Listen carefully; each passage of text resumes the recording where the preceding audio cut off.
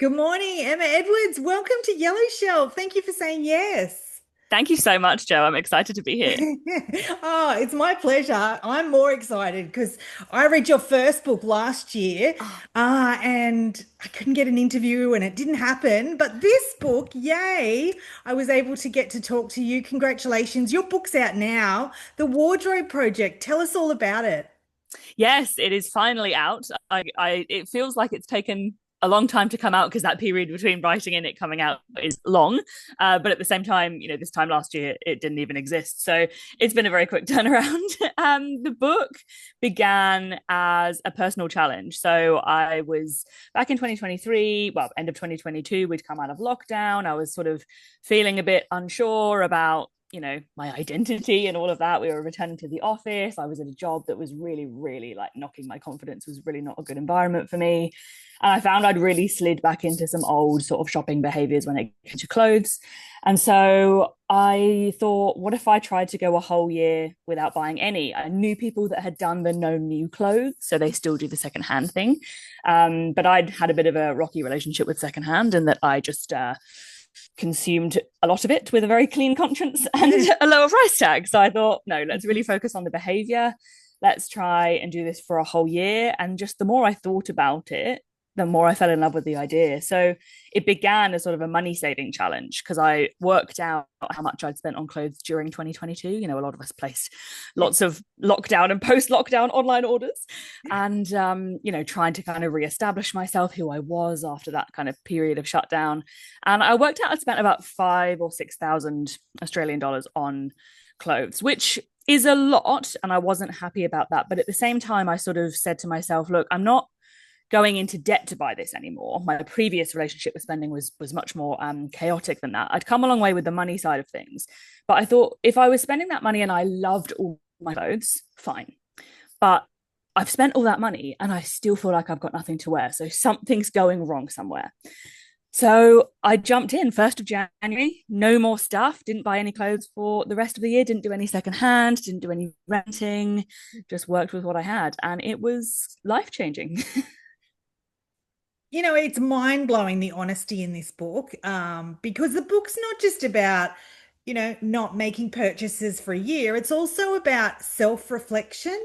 Yeah, Yeah. there's a big, the self comes into money a lot more than traditional personal finance Yeah. might have let you believe at one time. And then when it's something as personal as clothing or self-expression through, some people have it with clothes, some people have it with skincare, some people have it with makeup. More and more we're seeing people spend on treatments and tweakments and general sort of appearance based spending, which is not necessarily a bad thing. But when it comes from a place of insecurity, it's kind of a sinkhole for other financial opportunities, and it becomes a big focus when you're sort of buying into something and you think you're getting an outcome that you're not really getting. It becomes a bit of a hamster wheel, which I Yes. refer to a lot in the book, and one Do. behavior leads to another and another and another. And that was really the focus of the original challenge, and then later the book, helping people step off of that hamster wheel and feel more in control. It's not about never buying anything, Yeah. but feeling like you're reclaiming and re-owning your spending decisions.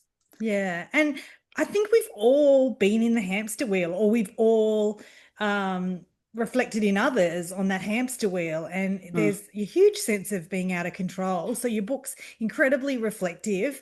Emma, you are a financial behavioral specialist, so mm. you know your stuff. So for you, taking this journey was, I guess, quite empowering.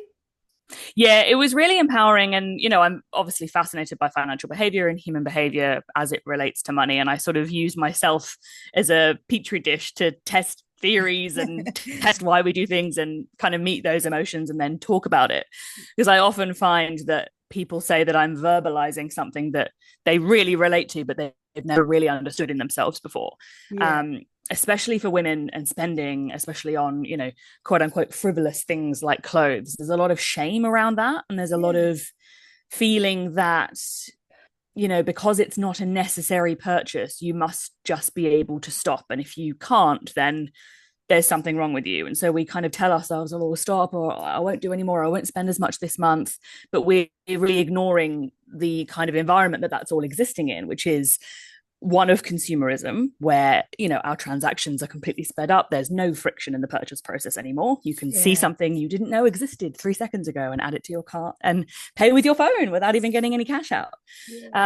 And yeah, it was very empowering to step back from that.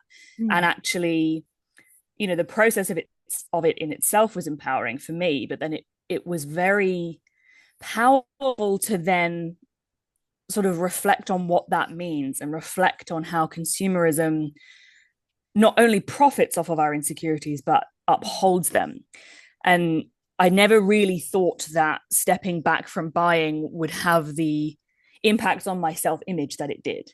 I thought that it would save me money for sure, but I didn't really realize how the ability to keep buying was actually keeping me focusing on all of the things that I didn't like about myself. Yeah. And Emma, I was sharing with you before I hit record, I'm a mother of a 13-year-old girl. So there was a reality for me in reading your book that made me think of my children, but it also took me back. I'm a kind of Gen Xer. I sit on the cusp of Gen X and Gen Y. But, 25 years ago, I landed in London working, and reading your book actually took me back to that time when I first discovered high street fast fashion. And I Mm, don't think in my life I remember it prior to that, but I remember being able to go to work.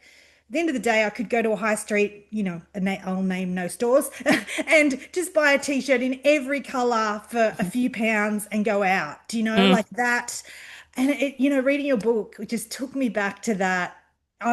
There was no conscious choice. It was just too easy to do that. And mm.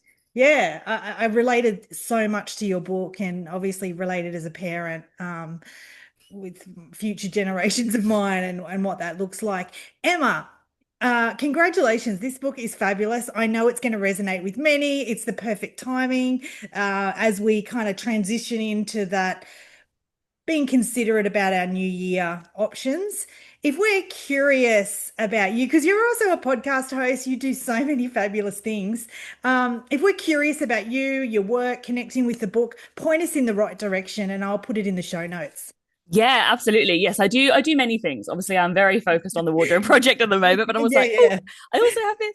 Yeah. So my first book was called Good with Money, which sits as a really nice companion alongside the wardrobe project. The wardrobe project is a very zoomed in look at a particular area of our spending, whereas Good with Money is a much more general sort of untangling your money stuff book. So you can check that out. I also have my podcast, the Broke Generation podcast, which explores sort of financial behavior and how money relates to the self and the rest of our lives. I'm on Instagram at the Broke Generation. Sorry, at the dot broke generation. And I also have a little website for the new book, which is www.thewardrobeprojectbook.com, which has a little free resource that is mentioned in the book. And it has details of the group accountability program that I run as well, where for 6 weeks I take a group of women virtually through a journey of discovery in their own wardrobe. We all hit pause on our spending together, and we find joy in the things that we have, and we untangle why we buy the things we do, how we relate to that sort of fantasy self that comes up as a major concept in the book.